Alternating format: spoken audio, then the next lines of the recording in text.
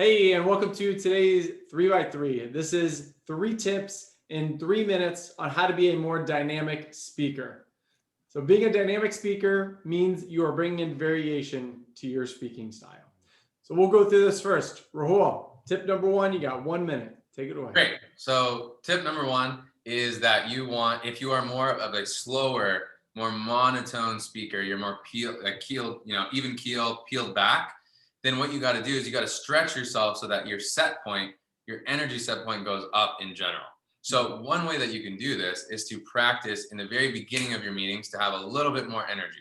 So maybe you would start with just a faster pace, because guaranteed if you're more even keel, you're going to immediately start dropping down by the middle of your meeting, or even after a couple seconds you start going down.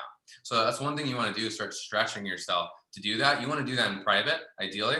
Come to classes, you can do it at home, just speak a little bit faster and then slow down, speak a little bit faster with more energy, slow down. You can even use your hand gestures. Notice that I was doing this kind of with my hand. That will force your body language and your pacing and energy to all go up at the same time. So that's something you can do if you're a little bit more slower and more monotone. Awesome. Thanks, Rahul. So, Peter, on to you. Tip number two, take it away. So if you are a fast speaker, then you need to learn how to slow yourself down. If you speak too fast, then you have to anchor yourself to a midpoint where you're not speaking that fast. And then, of course, go up and down through the variations. Now, the best way to do that is to use your body language to control your speed. And this is very typical because your body is easier to measure. Like if your hand is moving too fast, you can tell that it's moving too fast. And if you anchor your pace to that, then you will have a measurement like a needle showing you if you're too fast or too slow, and then you get to slow down.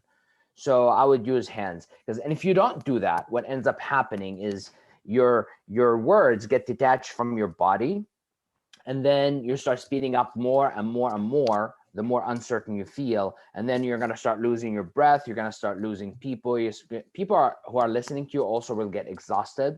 So you don't want to do that. You want to scale it back, hone it back, bring it back home using your body. Perfect. Thanks, Peter. So to both of you have 30 seconds each for tip number 3. We're going to talk about pausing here. So Rahul, go ahead and take it away, 30 seconds. Awesome. So one of the most important things that you can do as a speaker to become more dynamic is to learn how to pause. Pausing is going to help you with what Peter was just talking about, where you're going too fast and you don't know how to slow down. That's one. And even if you're more even keel and monotone, it's going to help you recollect yourself and it'll bring a little bit of variation into what you're speaking about. Great. And Peter?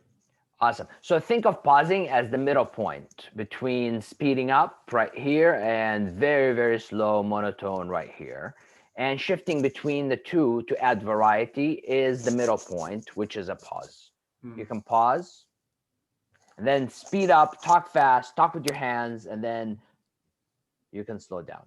And my recommendation is to do it, all of this, practice the full range in private, just like if you're a musician and you practice scales, all the way up, all the way down, all the way up, all the way down.